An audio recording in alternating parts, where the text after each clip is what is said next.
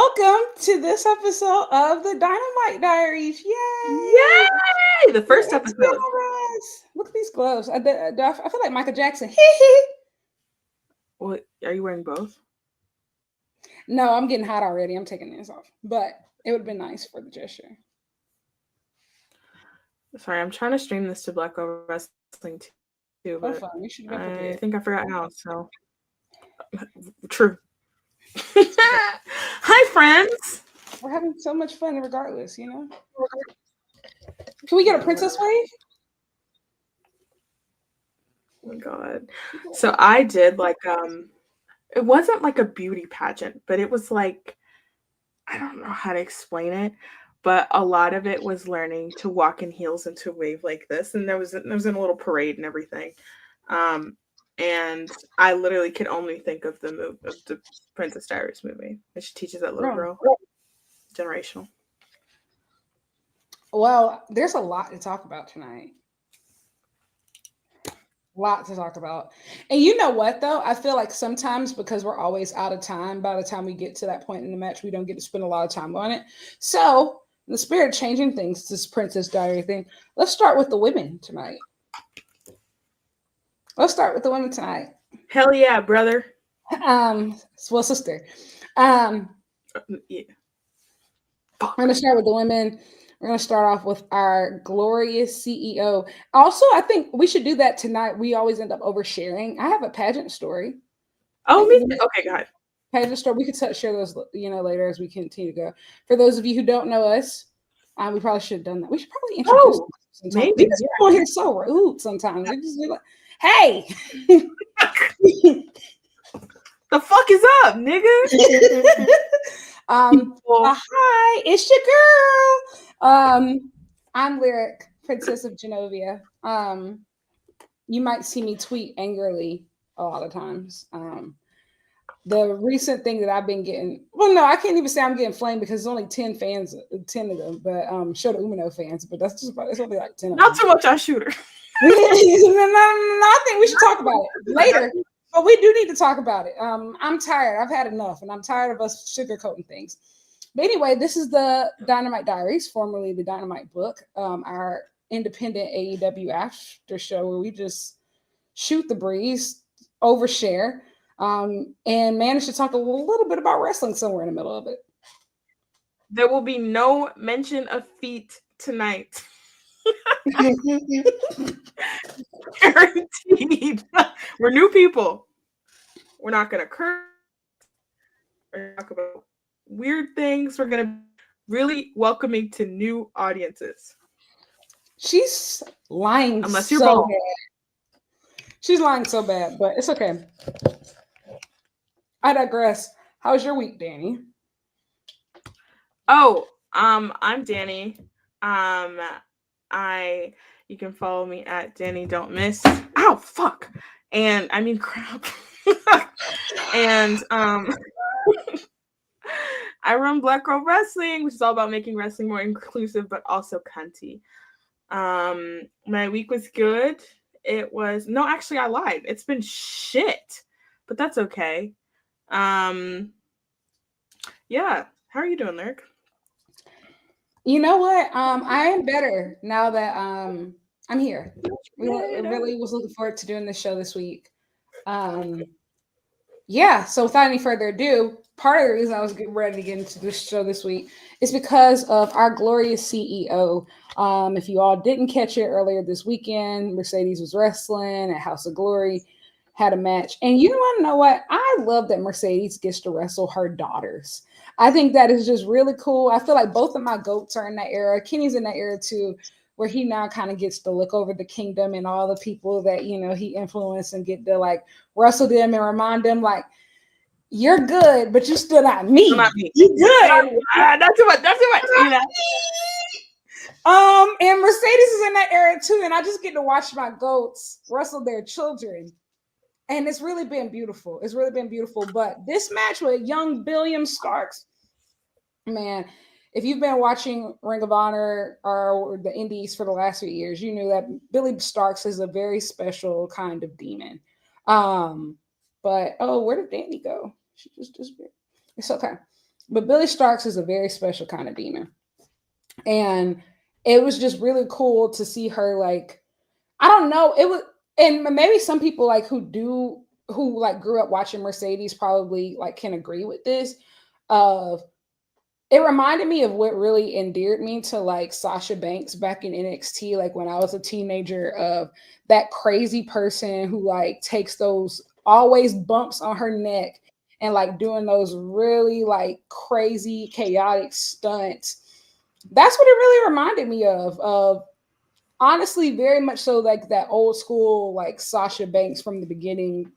Billy Starks is like insane. She willing to die for this shit, and I respect that about her. Athena taught her well. Not according to Mercedes, but Well, we'll get that. We can get to that too. We're so bad, y'all. I just want to say we're like so beyond back. It's actually kind of scary. If you I want to go to All In so bad. Like I was already planning on going, but like they really sold me. Like if that's happening there, I can't imagine being anywhere else. I just can't imagine being anywhere that isn't in the presence of watching those two go to battle. I just can't imagine it. I'm very excited. I thought the match with Billy was fun. I think, like you said, before I got so rudely interrupted by Wi-Fi. What does Wi-Fi stand for? Wireless. What is Fi? Huh? Wi-Fi. What is the Fi in Wi-Fi? For the longest, I used to call it Wi-Fi. Well, that's not it. Anyway, the point being, before my Wi-Fi cut out, yeah, Billy Starks. It's wireless fidelity. Wait, no, it's not. What? Oh, it's just a brand name. It's not an actual abbreviation. Like Kleenex? Hmm? Wait, like the way that we use Kleenex interchangeably with the word tissue. Yes, they said brand. I just Googled it. That's crazy. That's what it just said. I'm sorry, I'm gonna look into that. My point being, Billy Starks is really good. She's going to be great. Wireless seems more accurate. But yeah, look, Athena Mercedes, we've been getting the crumbs for weeks now. All of those of us with eyes to see have been seeing the vision. I see a trilogy, a generational one, that ends it all in. We've been communicating edges to edges. Y'all really wouldn't get it. Yes, so to put this together. So Tony Khan actually has nothing to do with this. This is purely Black Girl energy at work. Whoa, you can put that on the screen? You shouldn't have told me that. I was crazy shit on screen. No, you can't. I don't think you can't. Boo. No, you can't. You can never control the screen. Guys, no. I'm healed. I'm not the girl I used to be. Anyway, TBS title match. I thought it was very good. I thought Billy Starks, like you said, has very little regard for her own life. It appears. Part of it youthful exuberance, I'm sure. But yeah, that's just part of the fun. Watching her wrestle, you're like, she gonna do something crazy. She a little bit off. Yeah. Oh yeah. I love the that. Schools are tightened. Real crash out. That's a real crash out in training. Yeah. I gotta respect it.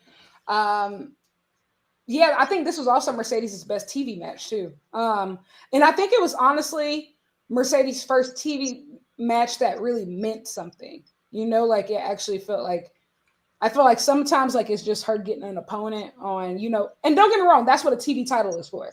All right, like she'll just get an opponent for Dynamite. But this was like the first TV match I feel like she had that really felt like it was going somewhere. Like, like, oh, this is the start of something rather than just, okay, good. And I think that that's coupled with the fact that we know that the payoff will be so big. You know, sometimes she can have an amazing TV match and we know where we're going. If we're headed to the dentist, I don't care. This had more than that. Also, speaking of dentists, sister, we're on your head. I think about that Wembley match. I thought about it a lot this weekend, especially. And Mercedes had a good match with Indy Hartwell. It's an okay match.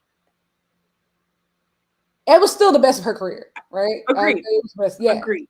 But she had and I will say I feel like New York added New York added more points. You know, like that match. Shout out to everybody from New York. You know, I feel like she got some real aura points off the match. So like even what it lacked technically, like it got like, you know, vibes. It was fun. It was fun. It was vibes, you know, vibes. Yeah. But the fact that you had that match in a Wembley Stadium in front of 50,000 people, unexcusable. And you know what my thing is? Honestly, like I said it time and time again, at this point with where the women's division is, and like look at the main event, girl. What the hell were you gonna do about that? What the hell? Everything really does happen for a reason. Like, you know, I feel like some things have to happen because genuinely, what was she gonna do? What was you gonna do about that? Like, and it's several people. I think it's not even just her. It's several people. It's Britt. It's Saraya. It's so many. Genuinely forgot she worked there. Even going back of just like, I would say even like Jade made like the shift, I think, at the proper time in her career of just like, I think that WWE is just so much more well suited to like her strengths than what she would have been expected to do in AEW. Like, yes, girl, they want Manami Toyota. They don't want Love and Hip Hop. It's a whole different level. You get what I'm saying? I do. Like this is not the influencer company. This is like this is the die for the. Are you ready to die for this? I literally I think, like I said, I think tonight was like a prime example. Look at what we're building to. Mercedes and Athena. Look at what just main evented. Megan Bayne, Kris Statlander, stiff, grown woman grabs. What was you gonna do out there? Like, man. I'm not even trying to be mean. I don't know this girl. I don't know this girl from nobody. I'm just saying it. I cannot remember the last time that I was like, you know what would be great right here? If somebody was a doctor of dentistry. And I think of even too of they're doing that with wrestling. Not just the, you know, and I think that is one of the things too of, I feel like because AEW like kind of like revolutionized, at least for as far as television wrestling, revolutionized like the women's hardcore match and like women's hardcore match. For a while, it felt like that was all that the division could do well. But now, like, yeah, they can give you 5-star death match for sure. But the girls was wrestling today. Like, they get into the graps. They can do it with or without running the blade. They can give it. We got powerhouses. We got people no flying. Blood. Put it on the floor. We got technical wrestling. Put that shit on the floor, girl. The girls are grappling. Do y'all think that Mercedes will ever blade in AEW? She's already said she won't. I think she will. But I think she will. I feel like I think it's inevitable. I feel more confident now than ever. I think she had to get more comfortable with these girls. And also, too, like, Mercedes is prideful. She's not going to let herself get outdone too many more times before she get in the field. You know, I think especially if they go trilogy with Athena, there's no way there's not a little bit of blood in that third match. I see it. I think also too of, how do I say it?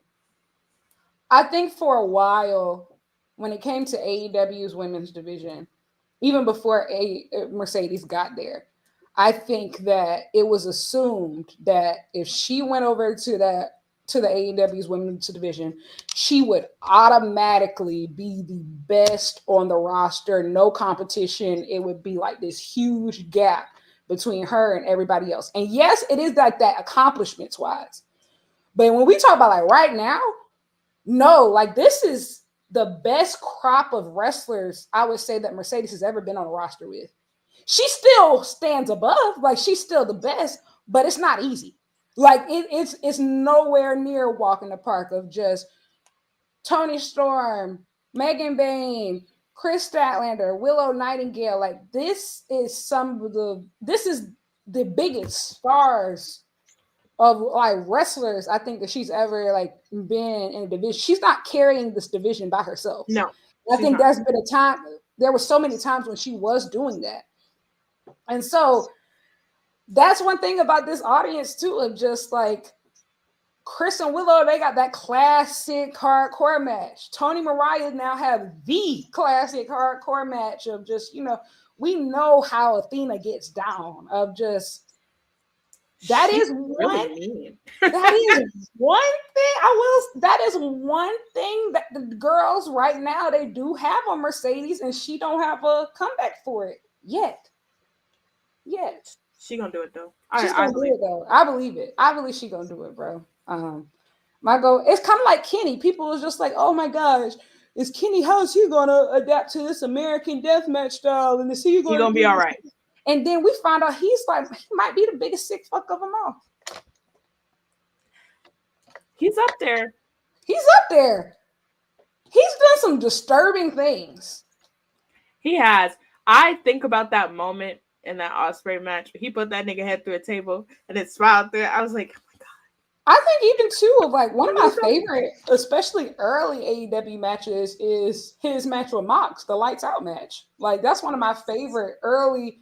Like Kenny gets down, he knows how to hide it. Exactly. Ghetto. He knows how to, but he gets down. And Mercedes, I know you talking about like, but for the kids or whatever. But I think as she gets deeper and deeper in, like, and also too, AEW's full of bad influences. She's full of bad influences. Can you imagine Will Ospreay telling you backstage while he doing the money dance? Oh, bro, I just believe it. Yeah. And then I licked his face full of his blood, yeah? You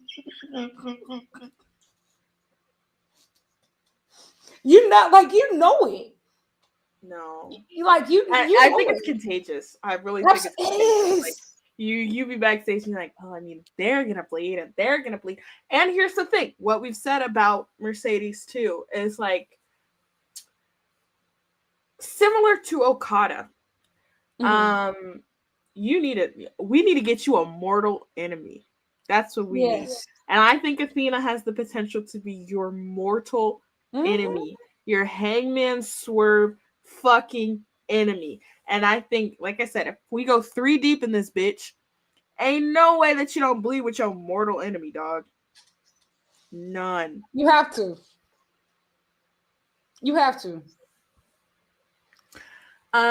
What else do we have? Oh, do you want to talk about Stat and Bayne? Yeah, let's go to that. Then we should briefly talk about how Mercedes right before that match at the end, she's in the backstage talking about who trained Billy?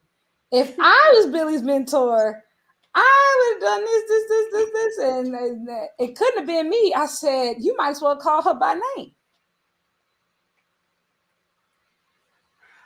I will just say, Miss Monet, me personally, I would shut the fuck up just a little bit. She beat people down. She whipped them niggas like they owe her money. All right, leave me home. So hey, I get it. You want to tussle with her? I don't know if you want all the smoke that she finna bring.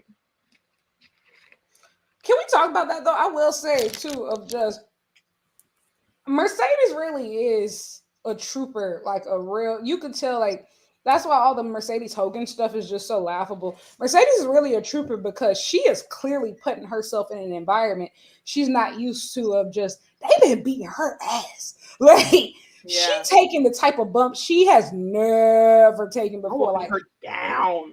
I mean, they kicking her in the face. Like this is a completely different style, and I'm really glad that we're now finally seeing the AEW style being applied to the women's matches, because I felt like that, that go for broke style, we weren't seeing that, and part of it is because of time. Especially on Dynamite, if you get a 6-minute match, you can't really like get deep in. But she is committing to this style. And I think it's good for everyone. I think it's good for the division. I think it's good for AEW. But I also think that it's good for her because if you could provide any criticism to Mercedes, it's what she sounds like on the mic sometimes and not necessarily coming across as believable, sometimes being a little bit corny. When you got bruises and you really just got your ass beat, you have a little bit of an edge to you. You've got a little bit, so you're demonstrating that toughness just by the in-ring work itself, which she's always done. But these girls work stiff. They do. And I think it pays off in the long run for everybody. Absolutely. I think everybody looks great. Next, we had Toni Storm come out, ended up being on commentary. She was so funny tonight. She had me. Toni Storm, I love you, woman. Like, I'm talking about you in my all-time top 10. I love you. Like, real bad. She is so funny. She like I said before, I think I said this last week, but for the first time, she's always felt, I feel like she's always, of course, been a champion before, but she now feels like the leader of this division. She's not outshined by nobody. Like, and I felt that more so even tonight, even with her not wrestling. When she came out, I clapped. I was like, Toni Storm is here. Good. Yeah, that woman is a damn good promo, a damn funny commentator. And go ahead. I was gonna say, I think that has actually helped Mercedes a lot. Because I think the Toni Mariah story in some ways, in some innings, it was like low, or it wasn't a lot of gas, in that inning of the story. And I think because of who Mercedes is, I think she ended up with a lot of unfair pressure, like as far as the division, while she was still trying to get adjusted and find her own rhythm, especially on TV, like especially as it relates to TV. And I feel like now, I think. Go ahead. No, I was just going to say, I just feel like now, because Toni feels like the world champion, I feel like Mercedes is able to be the best TBS champion that she can be and like have a different lane for that belt. And that was always the question for me when we had the Hollywood ending, because it felt like Toni and Mariah existed in a silo for so long. They were the only two women that were challenging relevantly for the belt. And so when that was over, what were they going to do? Is Toni still going to feel, is it going to make any sense outside of the Mariah thing? And tonight, to me, well, the build has demonstrated that, yes, it does make sense. She has got this down packed. It can be expanded beyond, the Mariah feud, and it will be. And tonight just absolutely solidified it for me. I was like, yeah, that's your world champion. Jon Moxley, Toni Storm has 2 belts in my head. Yeah, better luck next time. But I'm going to get into that. Better luck next time, kiddo. But Stat and Bayne, man, we had all been wanting this match, and when we got it the first time, it was good. It was not as good as either performer could do, and you could feel like we all felt like, I feel like there was still so much left in the tank for both of them. And then Penelope Ford came out here and said, "Girl, what you doing out here? Like, ma'am, grown woman business." Tonight was tough. It was brutal. It was stiff. I was like, this is my favorite kind of women's wrestling. Yep. Exactly. Let the grown women beat the shit out of each other. That's what I'm trying to see. That's my main event, bitch. And look, they whooped on each other bad. You had 2 athletic freaks that just matched each other bar for bar, step for step. And I said, wow, this is what God intended when he created this sport. This is like Takeshita versus Bandito or some shit, like dead ass, like something like nasty booked for Dynamite. Like, it's just like something nasty booked. Her ass. They suplexing for suplex. They falling on their neck. They doing F5s to the outside. Roll her back in the ring. Hit her again. You're at Tony. Bro, this is what I'm talking about. Like, and then Toni Storm, what I also love is that even after a match like that, they tore down the house, she still couldn't possibly be upstage. She got in the ring. She said, she said, let's get this strap on moving. Are you crazy? In her defense, they brought the smoke right to her. They threw her at it. They did. So but I would have done the same thing. To have that much presence, to still be able to command a moment like that of just. And I didn't feel like she overshadowed it though. But she slid right up in there and said, do not forget who the fucking world champion is. Exactly. I said, yeah. Don't let me forget down. I love when the women start talking crazy, like, yeah, tell them. Bitch ass nigga. Women were the theme. We can work backwards. Wait, I was gonna say I tweeted it, but I wanna soft launch the idea here too. When Toni Storm eventually loses that belt, we've done the whole deja vu thing, soap opera. I would like to propose that she goes away, fakes her own death, and returns as her own evil twin, Toni with a Y. I think that is a fantastic idea. Keep the soap opera theme going. I'm only half kidding. What do you believe is the likelihood of Megan Bayne winning? You know, I gotta be honest. Until tonight, I had not really thought about it. Until tonight, I was so assured that it was still gonna be Toni that I was like, I hadn't put much emotional stake into it. I don't know. What do you think? Listen, here's the thing. I agree. I wasn't convinced until like tonight, and I'm gonna be honest. I'd be for it. And let me tell you why. I think that every now and then, and like this is a very rare instance, And I think I saw some people brought up what I think is Brock Lesnar in 2004, I believe, is when they pulled like this type card of you get like one opportunity, I would say maybe every 5 years to do that one shock title change and make a star out of nowhere. Like, I'm just like, make a star out of thin air. I think, let's think, Okada's one of those situations, right? Like Okada, the Rainmaker shock is actually a really good example of how kind of like how this happened. Of Okada comes back from excursion. He sets his eyes on Tanahashi, who is the beloved leader of, the locker room at this point. He's the champion. And he beats him. Night one back. And shocks the world. And it sets off a crazy, chain of events.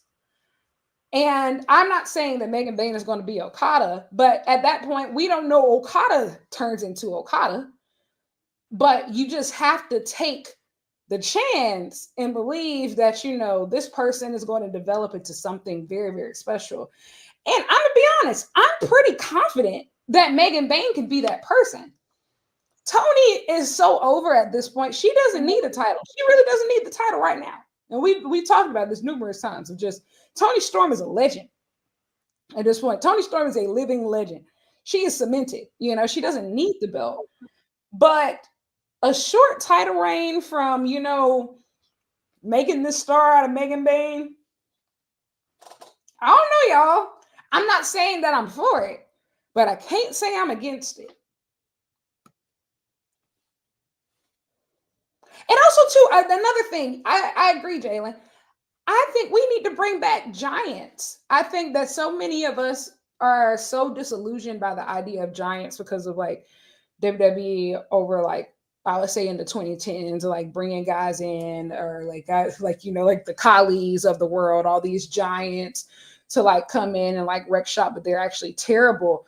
But I think like we're now presented with an alternative of a giant who is actually proficient and can actually wrestle and can actually be a threatening force without just being in squash matches 24/7. You know, like I don't know. I tweeted this as well that one thing that AEW has historically not done well is booking bigs, like big men or big women without, and even when they have like, you know, booked them to like be stars or champions, I think of people like Jade and I think of people like Wardlow specifically. What were they doing most of the time? They were doing squash matches all the time. Megan Bayne can actually be that giant, that dominant giant, like, you know, and just rank hell all over the division and can hold her own in matches versus the top stars, as we've seen, like with Kris Statlander. You know, like she's clearly built for it, you know? Yeah, I can't say that I'm against it, y'all. She's a legitimate threat. And obviously I knew this because like I had been watching her from Stardom and I knew like what she was capable of, and she had like a pretty decent run there. But her style translates so much better than even that, I would say, over here to American television, and she's just really that good. I feel like sometimes like they're just making people. I could literally say like, you know, oh, she's like Stat is making her look really good in the ring, but no, she really is, you know, really proficient. I'd put her like up there with the best of them. So I don't know, man. This is one of those things of. Sorry. There's really bad storms in my area. Oh my God. My Wi-Fi keeps going in and out. But notice, guys, it has not been nearly as bad as it used to be. No, it hasn't. Thank you. But tonight is the exception, of course. My apologies. Where were we? I was explaining my reasons of why it could work for Megan Bayne to win at Dynasty. Oh, yes. I don't disagree with that. I mean, the thing is, too, like, with Toni, it's not like you're in the middle of, like, a historic title reign. Like, it just started. Like, is there really any harm in her, you know, dropping the belt? She's had it 4 times. She's had it 4 times. She's gonna be all right. She's gonna be all right. I do think that I understand the logic too, though, of like Megan Bayne just got here, you know. And what I don't want to happen is, oh my fucking God. Oh, can you hear me?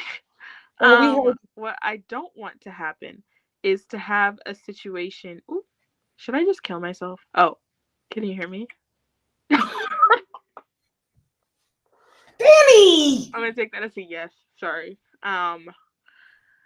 What I don't want to do is to get in a situation where because if you think about it, Mariah did a very similar thing.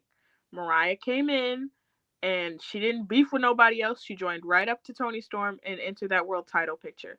I think that there is a risk of like, do we want to do that again when we have girls who have been putting in the time, work, you know, for years and been here for years? Like, I don't know. I don't know if you want back-to-back relative newcomers challenging for the world title and then winning it before we get, you know, girls who've been here from the jump sniffing it. That's fair. That part is, I would say, is completely fair. I do think, like I said, and I think you were going at that point, but I do think this is wrestling though, in the sense of it's a very pro wrestling trope when a giant comes to town to be that like destructive force and just knock through a division. That is a classic wrestling trope. We've rarely seen it for women, you know, like, and I think whenever we've tried to see it for women, it's been handled very poorly because you'll just try to find like the biggest person you can find, but it doesn't matter if they can wrestle or not. They'll be like, okay, come be like the big bad of division. They do it for men too. But Megan Bayne, like I was saying, was just one of those rare people. She's one of those rare giants in wrestling who can actually wrestle. Yes. So you don't have to book her title reign the way that you did what I would say like Wardlow or Jade, in the sense of like you're just Wardlow. No, yeah, I think that those are the Wardlow. Think about it. Whenever AEW was trying, exactly. No tea, no shade, no disrespect. Yeah. I forgot that man. like Wardlow and Right. Jade specifically were always booked to Yeah. be like these huge forces, but all what they were doing were squash matches. You know, like all they were doing squash matches. Megan Bayne can actually wrestle your top stars and dominate them and look believable. Hey, I don't disagree. Like I said, with you. I'm not for it, but I'm also not against it. Like of just I feel excited about whatever happens at this point. And I think that's honestly the best way to be, to where I don't care. I just hope both teams have fun. And you know what?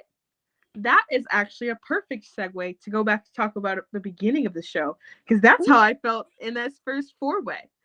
I Oh was my watching this. God! First of all, I had so much fucking fun during Me this too! match. I was elated, for a lot of reasons. But I like decision wise, I was like, I don't know who's gonna win this match, and I gotta be honest.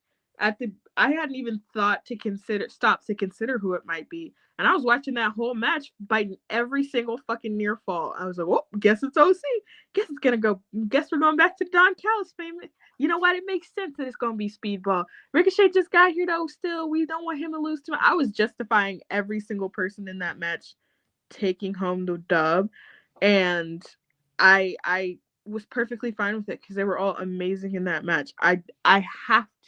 I simply must highlight that the MVP of that match though just got signed to All Elite Wrestling, and that is the Speedball himself. Those Speedball chants were crazy. I said this motherfucker just got here. He's home. He's home. I think I tweeted that too. I was like, this is the perfect fit for them. The absolute perfect fit. You look like a superhero right now. And my dad, I was literally sitting there watching my dad. My dad was like, he's an action star. Like, that's who they are. An action star. You're watching that match and you're like, oh my God, I'm so invested in everything that you might even think to do. In a 4-way, bitch. I think that match was such a AEW match. When AEW was first like created, those are the type of stars who were always supposed to be in AEW. Like I even said that when Ricochet got signed up. Ricochet, that's where his roots are the same as the guys that we love from AEW's roots are. Those PWG, Dragon Gate, New Japan. Speedball came from PWG, DDT, like shout out their DDT, roots, man. you know, their roots, these are the type of guys who are always supposed to be AEW guys.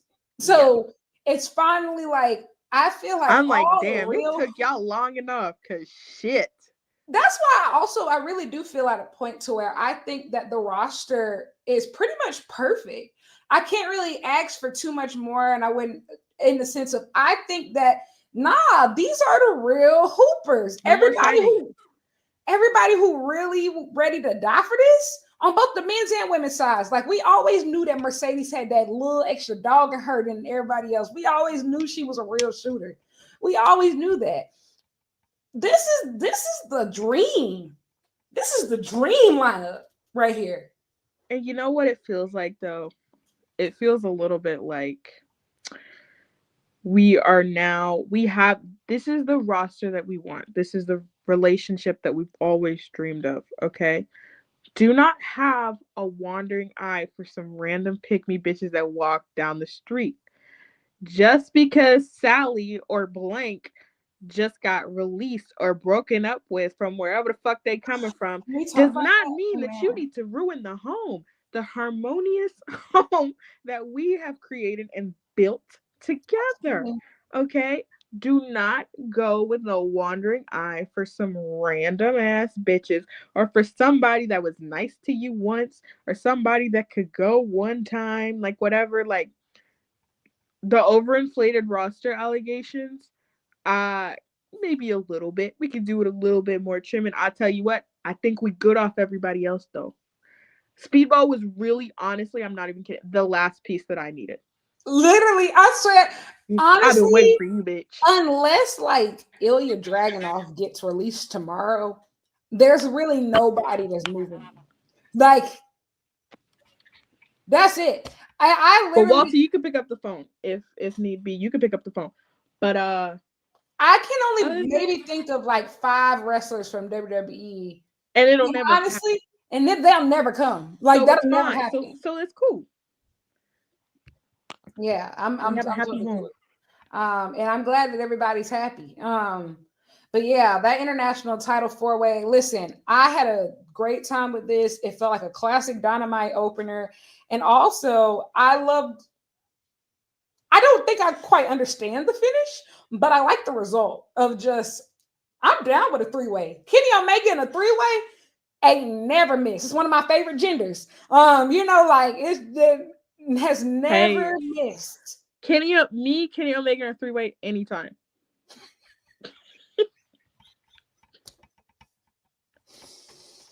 I love when you're honest. Hey man, I'm not mad at it. I agree. But yeah. And you know what I will say? Oh. Just quickly on Speedball before we move on. I think that right now you can have them in a quasi Darby role after this bout. Oh, yeah. And by that I mean a solid TV match whenever you need one. I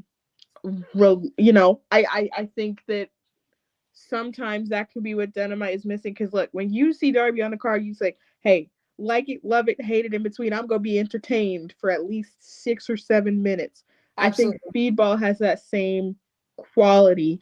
So that's what I would use them for right now. But you know what, though? I think that that's even more of a reason to say what I'm about to say. Nobody is owed anything. And what I mean by that is just like wrestling is a very what have you done for me lately type sport in the sense of, and I think like there are some people who are still holding on. Well, Darby should be the guy to overthrow and he should be able to leave for 3-4 months at a time and come back and main event and doesn't matter what everybody else has been doing.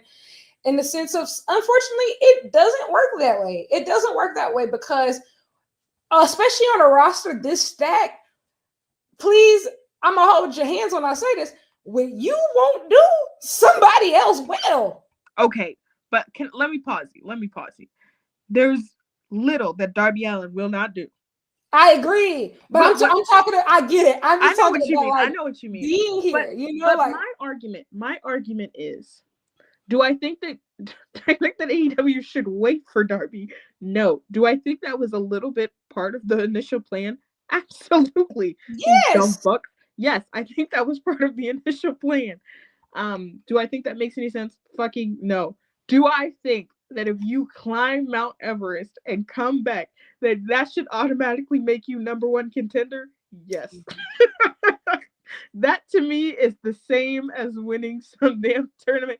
That if this motherfucker really do climb Everest and plant the AEW flag the way he said that he's finna, you know what? Matter of fact, man, y'all gotta have something for him. Y'all do have to have something for him. I'm not saying he wins the title. You know how funny that would be? You climb Mount Everest, you climb literally fucking Mount Everest, you come back and you're like, I risked my life for this shit. I almost died by this shit. I put our fucking flag in the ground and then like get squashed in your pay-per-view. That would be really funny to me. But can we be honest?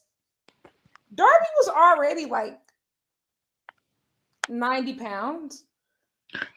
There's no way, like, my thing is like, who knows if he'll be in wrestling shape as soon as he's back from Everest? Like, that's super ambitious. That is super ambitious. Everest fucks niggas up bad. Like, because we're not supposed to be up there. Why are you laughing? It's true. We're not supposed to be up there. As human beings, you're amongst the birds. You're not supposed to be. I really don't even know what to do about this whole thing. That's also like with the caveat that he comes back and is even interested in wrestling. Darby changed his mind. Like, I'm not gonna lie. If I came back from Everest, I don't even know if I would want to wrestle anymore. You've done Sting's retirement match. Like you've jumped off of every surface imaginable. Check. Actually, if I was AEW, I would, and I had somebody that was like feeling themselves that much, I think I would have to humble you. So you'd come back from Everest and you would lose the world title match. And that's the only way that I think that you keep Darby around, is that you keep saying, He's like, I got all this shit, but I ain't never been world I want you to know champion. right now, if we get all the way to All In and you have a Mox versus Darby title match for Darby to lose it All In, I'm never watching All Elite Wrestling again. And I mean that. I put that on everything I love. I'm raising the bar. I'm getting the show taken off the fucking air. I'm talking about, I'm about to stand up for WWE. I'm so serious. Jobber Nation type. Absolutely.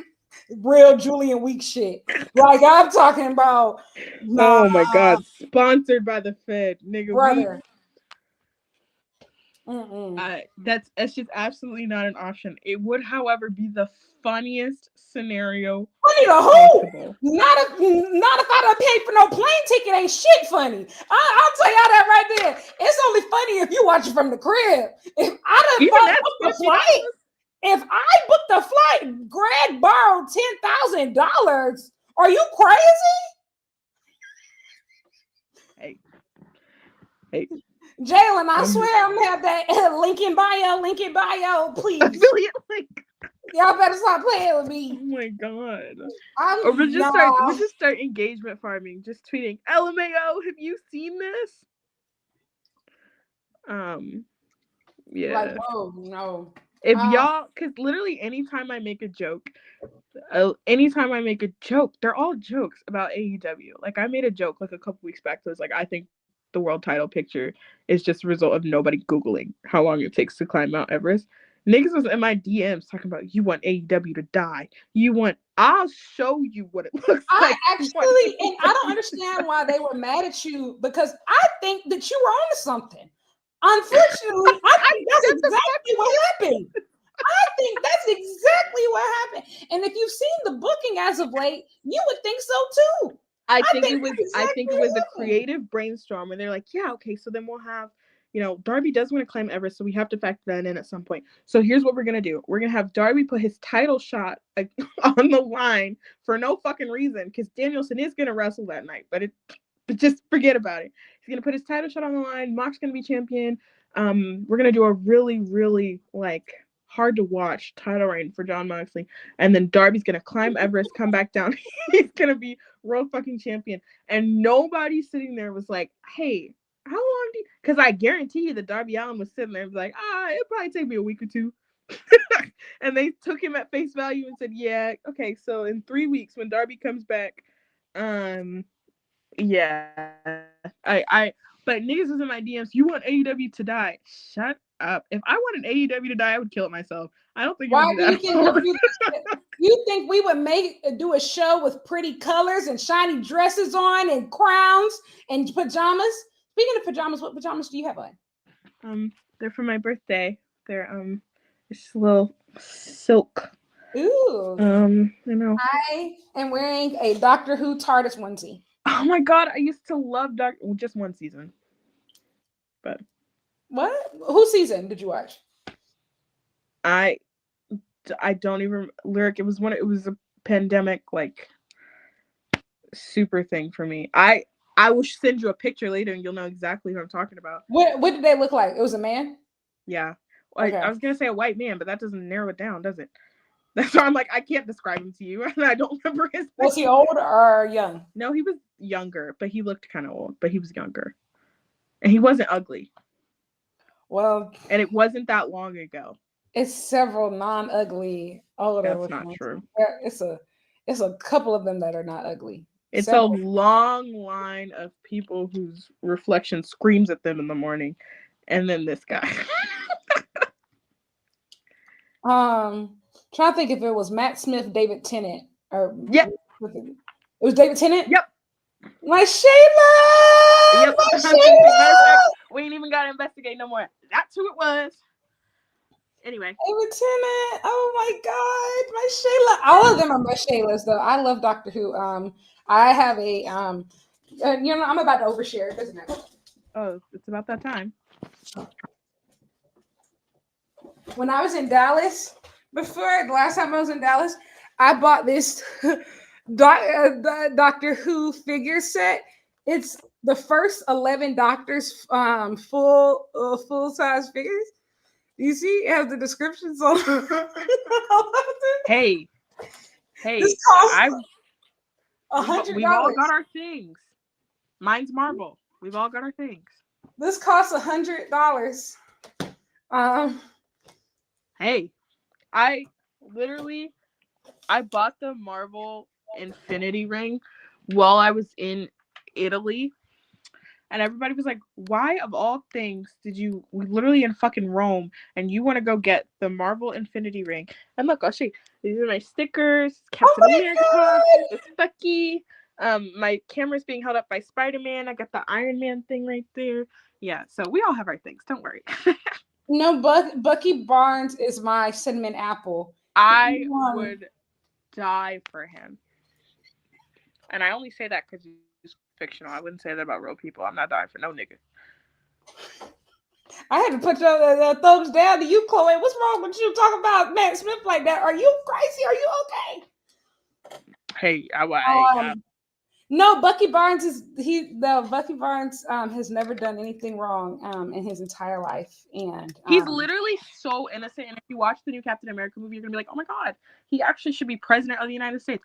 Oh, absolutely. So what? He shot JFK. Happens. Did you read the JFK files? No, what's in it? Oh, a whole bunch of nothing. That's what I figured. Like, it's honestly just like, oh my god, how awful the U.S. is. Because the first like packet or whatever is about how to destabilize Cuba, and you're just like, oh, okay, cool. We suck. It's okay. Next, anyway, after the sorry guys, it's okay. We went it was 4-way, then it was Mercedes Billy. We talked about that. Also, really quickly again on Mercedes. Tony Khan, you're not slick. People talking about he just wanted to make sure that Mercedes was here first before the match graphic went up. They made the match last week. Why couldn't the graphic have just gone out with all the other matches that were made last Dynamite? Y'all not slick. Because he's poor. I wish that was the reason. Well, he can always get more money. It is. Common sense ain't common. Y'all wasn't slick. There was no reason. I'm sorry. There was no reason why that graphic should have been out. Anyway, we had Mox versus Colt, the street fight. I just would like to say, John Moxley, I still respect you. John Moxley, I want to say I acknowledge you. I do acknowledge you. I might not agree with everything that's been going on. I might not agree with your title reign. I don't agree with this Death Rider stuff, but I will be completely honest. You carried this match. You were willing to die for this shit. Drove 11 hours to get there. I respect you. I acknowledge you. John Moxley. And I do now, I was in denial for a long time, but I do now see what y'all was saying about Cope in some ways. The lengths that he is going through to not get pinned is crazy. Like, he is not getting pinned, y'all. He might die in AEW undefeated. I will say, he said, I'm not getting pinned. I'm not taking that pin. I see it now. I did think that Revolution was a little egregious, Christian taking the pin, but no, yeah, he's not getting pinned, bro. Look, what I don't want is for all of us to be clouded and jaded by that one moment. Okay? It's still a big swervo at Dynasty. Yes. What I don't want is for us to be jaded by that one moment when we reflect back on this match. It wasn't good. We were sitting up there complaining, every single last one of you, and I saw it sitting up there, and I was with you complaining. This match is shit. These niggas not bleeding. What kind of street fight this is? Y'all can't bleed in Nebraska. Is that shit illegal? All that shit on your TV. This motherfucker takes some spikes to the back like he's Jesus fucking Christ, and all of a sudden, everybody's like, oh, this is generational. It's one spot, one very gruesome spot that is gory and leaves an impression. Does not make for a good match, does not make for a good title reign. That is independent. Now, like I said, I want to echo everything that Lyric said about Mox himself. Fantastic professional wrestler. An absolute dedication to the industry like none other. And in taking that spot and taking that bump was an indicator of that. The match was not good. The title reign has not been good. You got a fucking million badillion people. What the fuck? We got FTR lore in our world title street fight.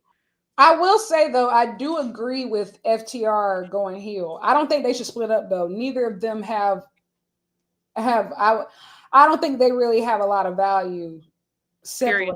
Oh. Yeah. I mean, they do have value to the tag division, I'll be honest. But they only have value as you don't have to be honest. We can lie to benefit our own agendas. We can lie to benefit our own agendas. Yes, I'm sorry. They're terrible. They've never done. Wait, this is a great segue, guys. Y'all, hold for a second. Hold on. I don't know what. I was searching. When we were talking, guys, do you remember how we talked about these last couple weeks? Dani said she was going to send me a birthday gift, and a birthday gift, and it was coming in the mail. I want you to know it's finally here. It's finally here. So, like she said, she did tell the truth. She did send 2 gifts, and one was a gag gift. So I'm going to let you decide. Do y'all want to see the good gift or the bad gift? You want to see the good gift or the bad gift first? I think that they're both good gifts depending on. Shut up. Shut up. I'm going to let them say chat. Do you want to see the good gift or the bad gift first? Oh, you want to see both? Okay, you want to see the good gift first. Okay, so the good gift. And it's even better because this is the shirt that he was wearing tonight, my glorious Hangman. She got me the Hangman shirt that I've been looking at, and I really wanted this. And so I do want to say thank you so much. I really did want this shirt with the cap sleeve, and he wore it tonight. This I know it's his favorite twin. Oh my God. And now I want y'all to see the crazy gift. This bitch. Don't be shy. Got me an autograph.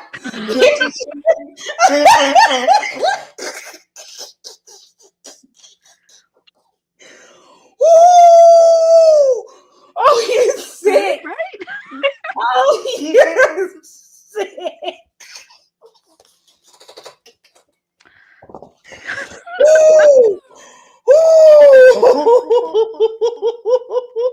I just want something nice. I was like, wow, well, let me get Lyric a nice birthday gift. Let me think, who are her favorite professional wrestlers? You're sick. And I was like, I know what'll help. There's only 2 of these. So I gotta make sure that Lyric has one. And Cash Wheeler can keep the other one for his cell. And he can match. You didn't like it? Getting mixed. Yeah, this all Wrestle Keys, bro. I didn't even know they sold this shit, man. I don't even want to ask how much it costs because I don't know how about that. I don't know if I'll feel either better or worse if it's expensive or if it was cheap. Like I don't know, like what's worse. It was not cheap. Like, do you know how diabolical you got to be to actually pay real money to sit there? Like not cheap, but you I are am like really chaotic. Like you're fucked up. Like that's you. Like you get down. Like the fact that you even thought this up and you paid for it, like you're sick. Yes, to answer your question, Chloe, I am blocked by one of them. Not even the one me too. Not even the one I'd be calling Commissary Cash Wheeler, and only on Black Girl Wrestling, not on my personal, and I'm way meaner on my personal. I'm blocked by Dax. So fucking what? Here, let me say something real quick. FTR, I never did shit to you, but I could. All right, I never said nothing crazy about you. I have never set my sights towards you and one. I call you Baldy Locks and Commissary Cash Wheelet. That's my prerogative. That is my prerogative. I don't understand what warranted a block. Is that block-like behavior? That's not even coming from Black Girl Wrestling. I think that you just searched the word black. Never mind. Anyway, Willow And now Lyric has their autograph, just in case she needed it, to add to her collection. I want you to know this is the wildest compared to the rest of my wrestling autograph collection. This one is crazy. Like, I have autographs from Tony Storm, Katsuyori Shibata, Zack Sabre Jr., Will Ospreay, Shingo Takagi, and now FTR. Dax Hartwood. Hell yeah, brother. Thank you, Dani. That truly was the most interesting birthday gift I got this year by a landslide. I mean, like, by a landslide. Like, nobody's going to top that this year. I hope you know, like, nobody's going to top what you did. What you did this year, that makes me feel so good. And it just makes me think about what I can do for Christmas. I even thought, I said, what can I even possibly do for your birthday? I'm gonna be honest, I don't know, because that's probably who I would have, if I was thinking of like to get you a gag gift, I probably would have done the exact same thing. I would have done the exact same thing. When I tell you, I was scrolling because I had a couple of different ideas. I was scrolling, I saw that shit, I said, oh, expeditiously. Shota Umino merch. I'm gonna be honest, Shota, he don't even hold enough weight. Like, it got to be somebody with real hate. Like, I'm talking about, like, real hate. Who do I really hate? That's like getting me now. House of Torture autograph. Okay. I want you know what? I know exactly whose autograph I can get you. I know exactly. Don't give me no goddamn Chris Jericho autograph, Lyric.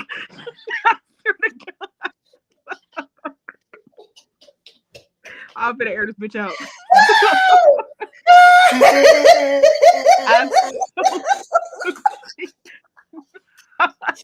You know me so well.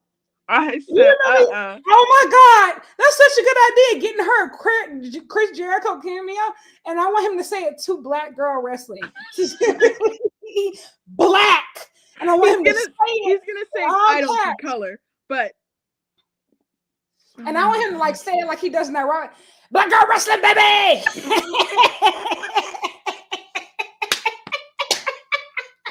Oh my God. Or should I say girl? I want to say hi to Black Girl Wrestling. Dani, I heard you're my biggest fan. I just want to say thank you for being one of my rotten apples. That'd be so much fun. Get Fozzy tickets. Yeah, that'd be great. Guys, you know what? I'm just not gonna tell nobody when it's my birthday. One of these days, we'll just let it keep passing. Heading into All In, we're going to we should set a competition. I think we should set a competition before All In, and I think that the winner should be able to choose the show's intro music for like a month. Oh my God. And so maybe we could do it around the Owen of just like whoever like gets all the most points, picks correct, gets to choose. Because if I'm gonna choose Judas,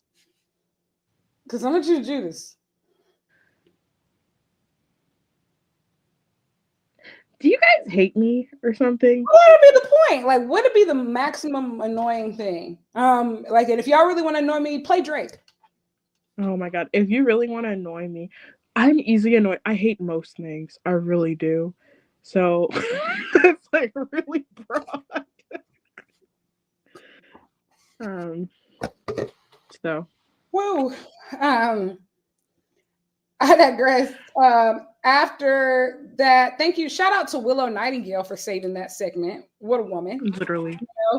I will say AEW really put, I tweeted this earlier today, but I think that I was correct. I think that AEW has finally nailed down their SmackDown 6, which is like that core group of women that they're going to build around. And I believe that it's Tony, obviously, Mercedes, Willow, Stat, Megan, Mariah, and now we have Athena, which is going to probably make it 7. So like that core, like they figured out that core of women. And I agree. And also too, I want to have a talk with people of just some of you are going to be really annoyed after a while because I get it. Some of y'all got your faves. I don't understand why all the time, but you got your faves, and so whatever. But I do believe that for AEW, for this, it very much so feels like they're really giving it a real try. Like this is the experiment of, okay, let's try multiple women's matches show, and like let's really try to like invest in this division. For a while, it's going to be built around just those 7 people. And this is not time to be like, oh, but what about Anna Jay? Oh my God. And like, stand up for Deonna Purrazzo. Like, if this goes well, guys, I'm serious. If this core goes well, that will open opportunities for more women down the line. Why did you say that? But let's just be real. You're such a dickhead. We know how they get down there, but over these next a couple weeks from now, you're gonna see enough matches from this core group of people and be like, they're gonna be like, oh my God, what happened to this person? And why can't I see? She still waits here. It's just like y'all gonna have to start watching Ring of Honor. Dead ass. I'm gonna be honest. Y'all gonna have to start watching ROH for real. And start watching these girls indie matches if they got indie matches. And if you don't got indie matches, y'all need to get some. Get in the booth. It's getting the booth season. Mercedes on the indies, y'all. Willow just wrestled in TJP. Like the girls are working. I don't know. I don't know what else to tell you. Get in the booth. Lock in. But I just say all this to say, and I'm not even saying that it's the right thing. I'm not even saying it's the right thing that they only put these girls on television. I'm not even saying that that's the right thing. But that's where we are right now. And if it means women getting multiple matches on one show and this division finally getting pushed, yes, support this core group of people and then we can expand. But we might only see them on TV for a while, a minute, and maybe Harley Cameron. I'm not a you. And I'm not shout out to that queen. Thank you. This need to be the last match for Julia Hart, though. We not playing. I don't even half understand. Never mind. I don't care. Like that's the most out of all the matchups that like never needed a trilogy. That's it. That was like what? Yeah. But I just wanted to give that little note on the women's division. They figured out their core, and this core, I believe, is probably the best in wrestling. That's a nasty core to be around. And also goes back to what we were saying about the dentist. What was she gonna do, man? What was you gonna do, girl? The match was not missing an armbar.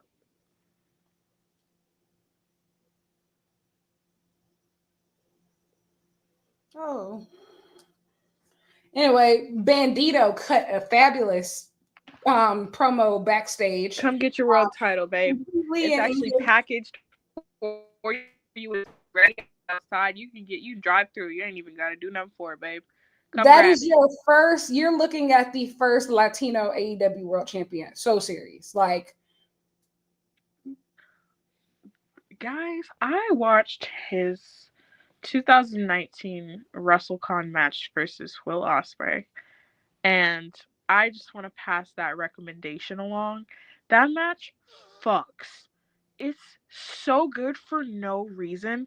Bandito, you always have had it within you. I think you, since returning from injury, first of all, I really do think this is the first time that AEW has made a return feel big. Those vignettes in Bandito's return were fucking baller and had everybody clamoring for you to come back week after week, and you've done nothing but deliver since. This motherfucker has the world is your oyster, babe. come get this RH World title, and then you wait on it, and I got something else for you.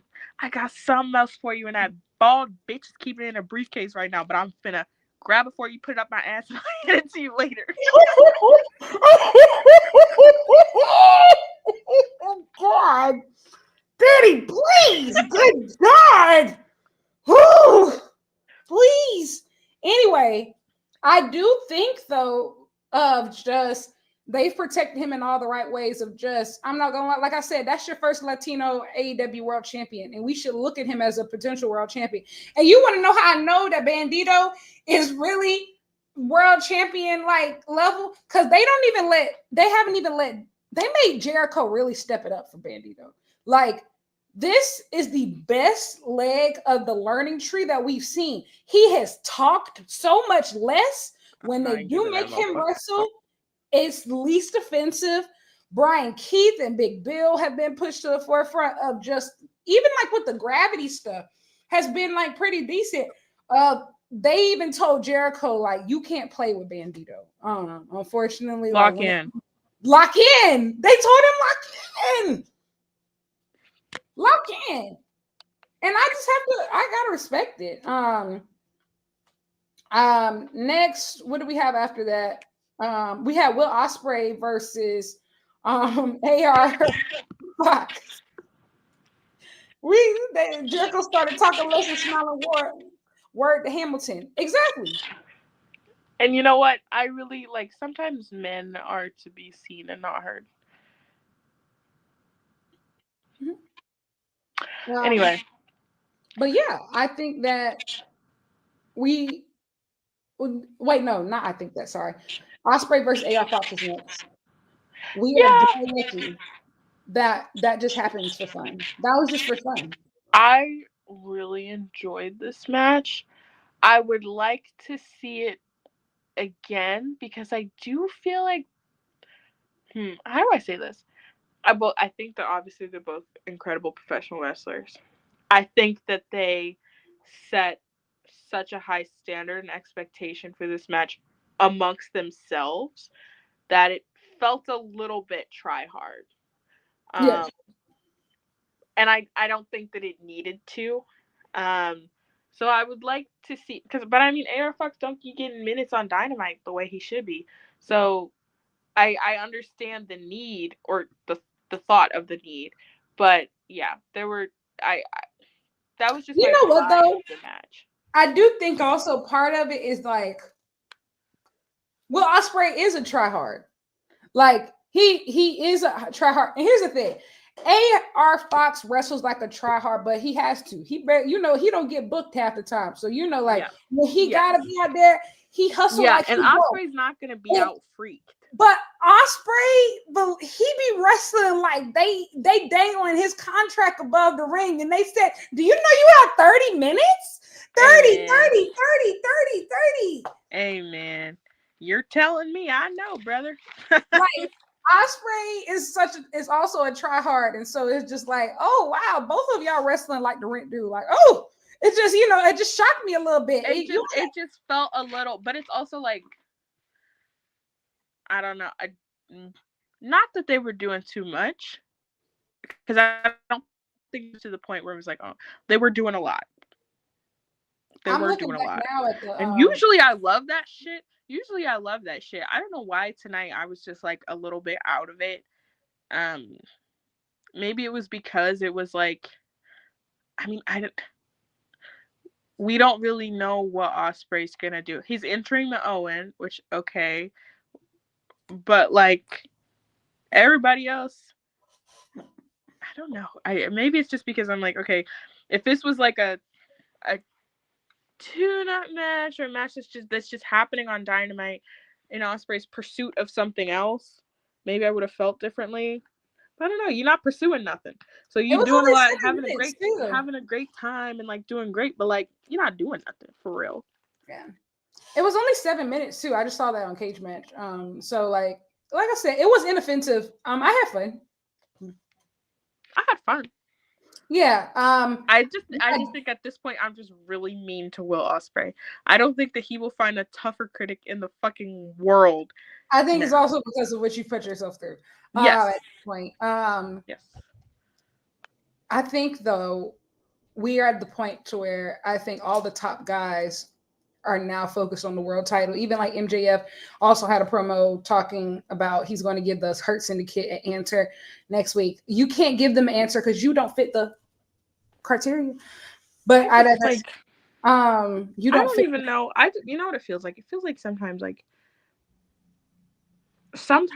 white people are invited to things. They're like, you should just say no.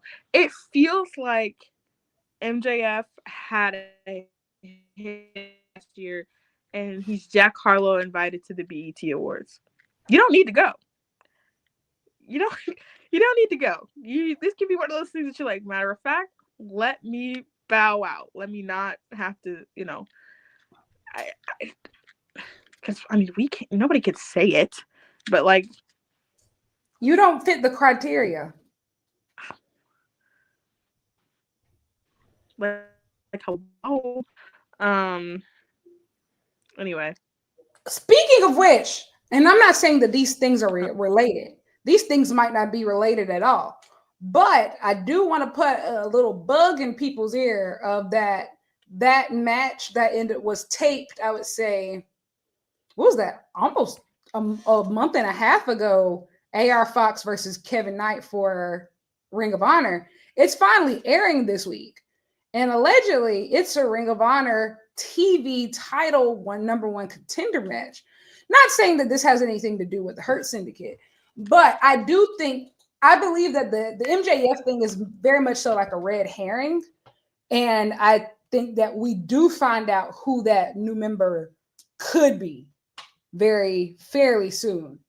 I don't know who it could be. We haven't seen Anthony Bowens in a while, right? We haven't seen a lot of people. So I do think that by Dynasty, we find out, I mean, hell, Cedric Alexander is a free agent. Not saying like I think that's the way that it should go, but there's a lot of moving parts. I do believe that we find out who that person is. And what I think if it's that nobody? What if they're just like, matter of fact? Unfortunately, respectfully, especially after what I've seen recently from a lot of the older vets in AEW, you do have to make a star to justify your existence. Well, yeah. So, exactly. But after that, we had Hangman.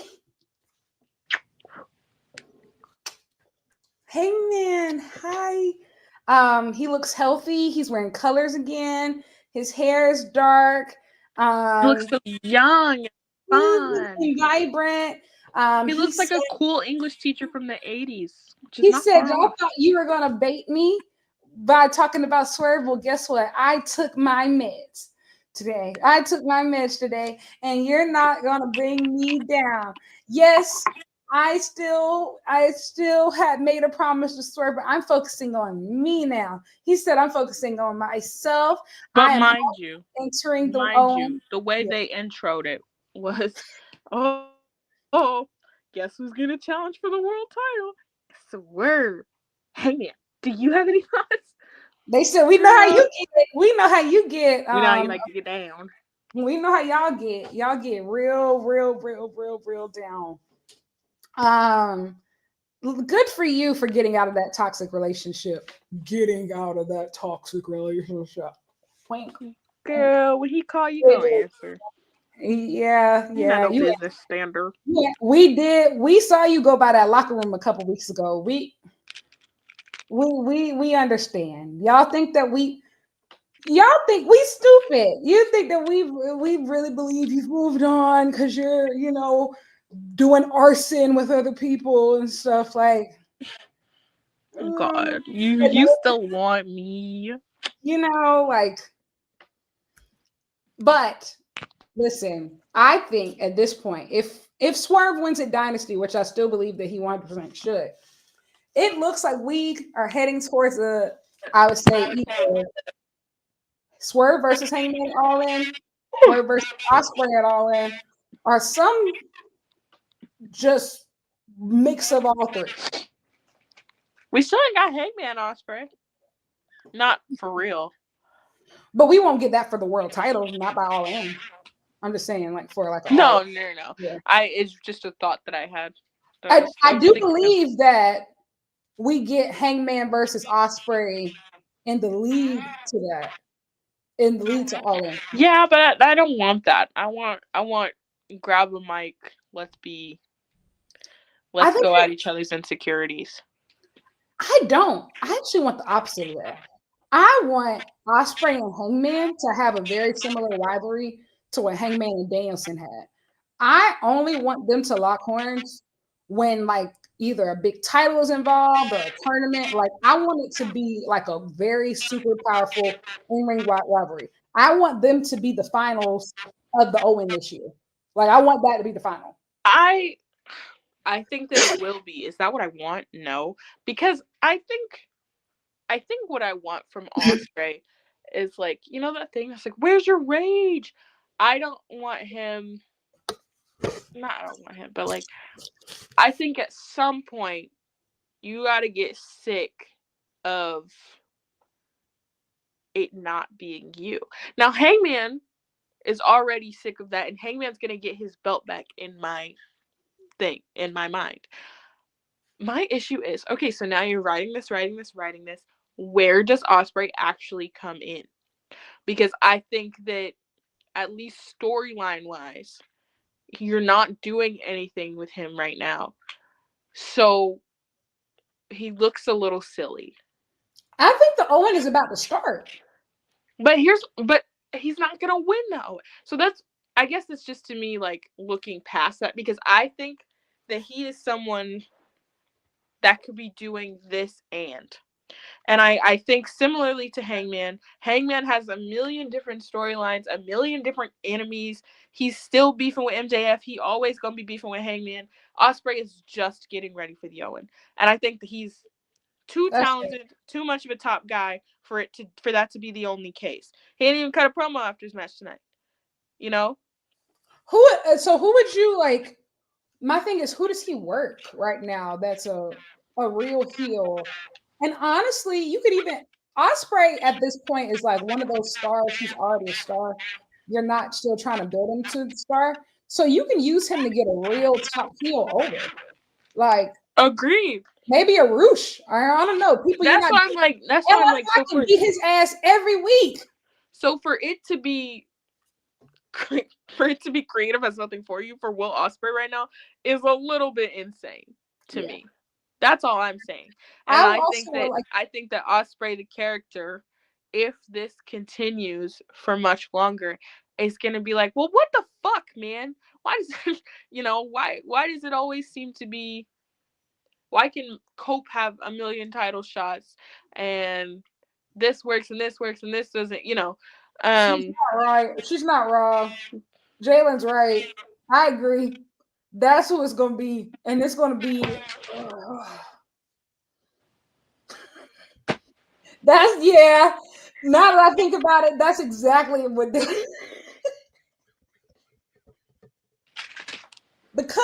And this is exactly what they're going to do. Because technically, that's one match that AEW can technically do for the first time. I don't think they never ran it in New Japan. It actually is a first time matchup. Let me check the sheets.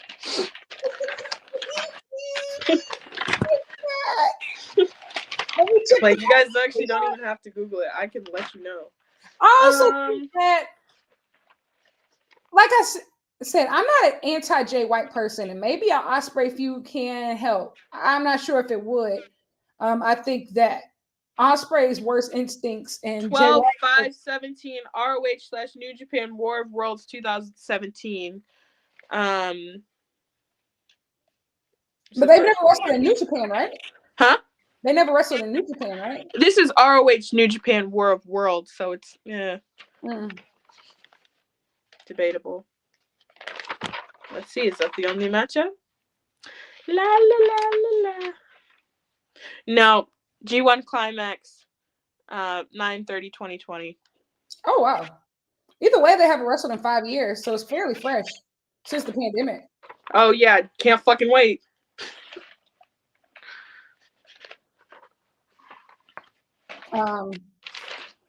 Yeah, guys, I'm not a Jay White hater, by the way. I just think that nothing I think that he's boring. he's done over the past, nothing that he's been positioned with over the past couple of years has put him in a position to where is a believable rival to a Will Ospreay. And not opponent, but rival. I think those are two different things. And who knows? I would love to be wrong. I would love to be wrong. I'm sure he is a nice guy, and I never like to rip on people too much. I agree. I think he ends up in the wrong place at the wrong time constantly. Yeah, and that makes it hard to buy in with.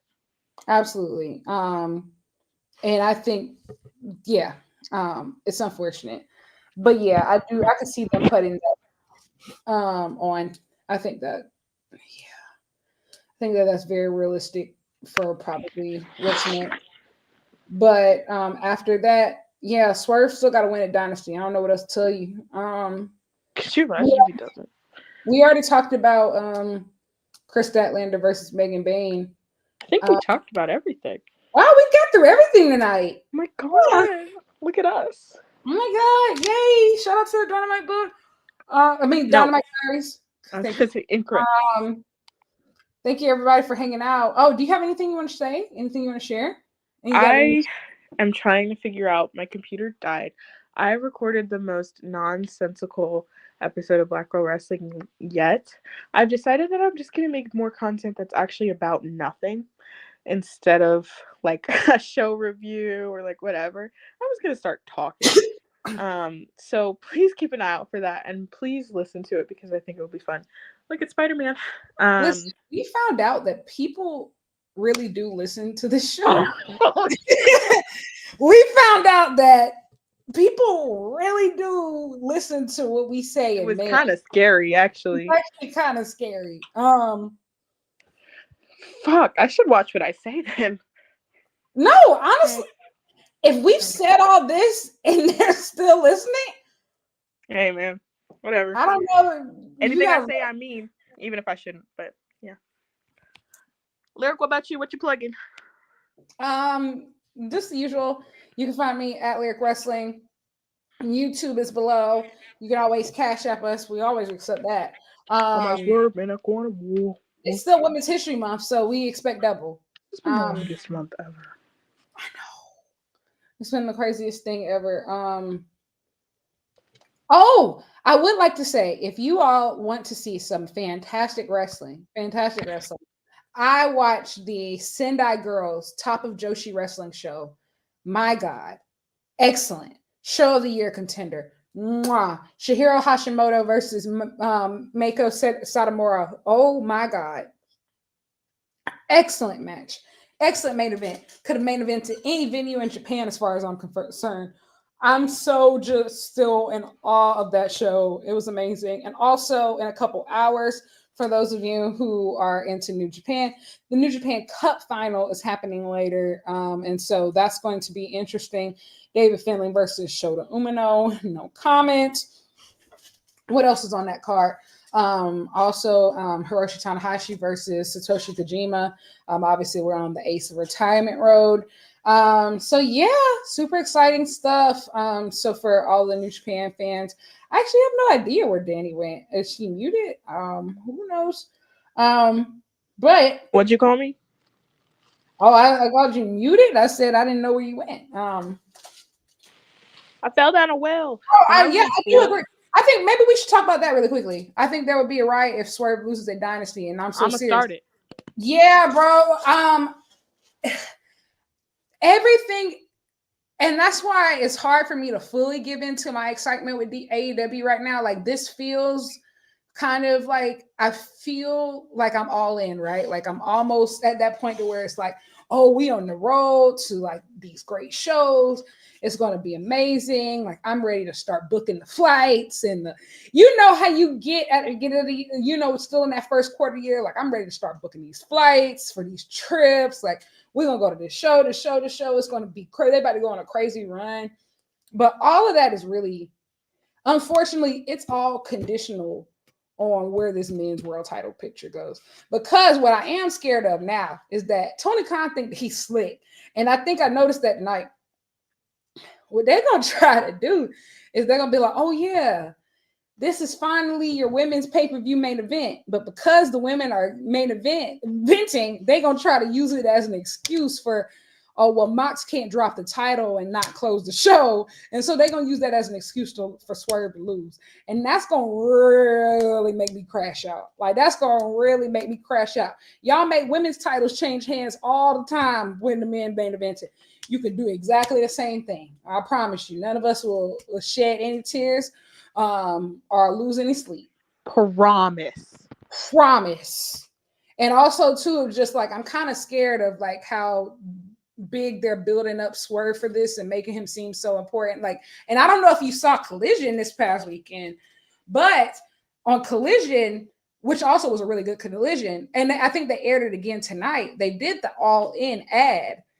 And the all-in ad, and so you have all these voiceovers, but there's only 2 people who are not involved via voiceover, and that's Hangman and Swerve, and they're looking like directly to the camera, and they're back-to-back closing the ad. And I like to believe that that's and because here's the thing: when has Hangman been in promo for anything? Hangman and Swerve, even like last year, after everything that they accomplished, they never got a rivalry t-shirt. Like, they still didn't get a t-shirt. They didn't really, you know how they do like the matchup Mondays where you can like order like the match post. They didn't do none of that. We still don't got the blood and guts pack for like, you know, the action figures like they do. We still have none of that. You know, they were never in any promo. Hangman is now in promo for the stadium show. I don't know, y'all. We might be back. I just don't want to get too confident. I really don't want to get too confident, but because it's going to make me crash out so bad if they don't do it. And like if Swerve gets pinned by Mox and all that Death Rider stuff, like, bro. Oh my God. Y'all gonna have to put me on a watch list. Oh God. I'm about to start. I'm talking about, y'all gonna think I'm JD from NY the way I'm gonna be talking about Tony Khan. Y'all.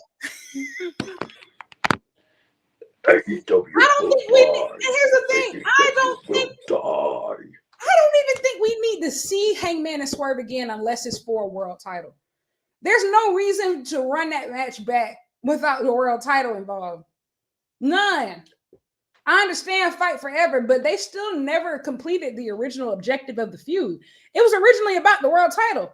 That's technically the only, they have set each other on fire. They have set each other's things on fire, shot each other up with needles, done all sorts of crazy. They bled, drank each other's blood. That's the only thing they haven't done. Y'all, I don't know. I'm getting so worried. What are we going to do? Swerve got to win. I might have to start one of them agendas. If Swerve doesn't win, I'm going to have to start that agenda.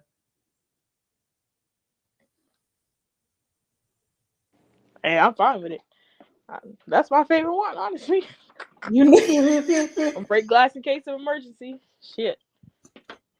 You know what the agenda is. I'm just saying. I'm going to have to become one of them. Hashtag them. Oh, God. Hashtag them. Not a bad bitch.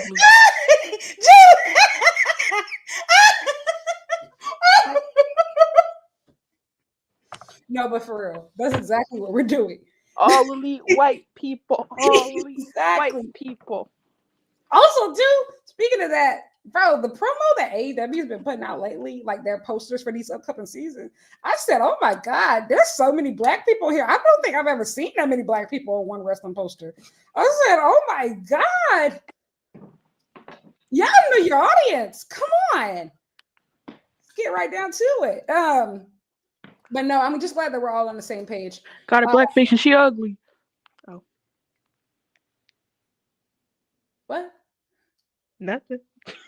All right, we're just rambling at this point, folks. Thank you so much for joining us for yet another. The first episode of the Dynamite Diaries. Thank you for all the Dynamite book faithfuls who came out and supporting our next chapter. Hope you like the set upgrade that we've been doing here, and that we fully committed to the roles today with our tiaras and the pajamas, and so. And even if you don't like it, don't tell us. It'll hurt our feelings. Yeah, please don't. I spent quite a long time on Canva. But yes, I hope everybody's having a fun time. And make sure that you watch the Princess Diaries if you've never seen it. But until next time, everybody, we shall see you next week for Dynamite. Bye. What are you doing?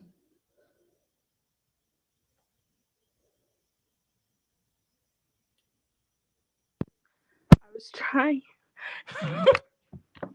Oh, fuck. I was trying to carry my tea upstairs, but I also have my laundry hamper. I just dropped it all over myself, my laundry, and my phone. So. All right, y'all. We gotta go. Bye. Oh, we're still live? Yes.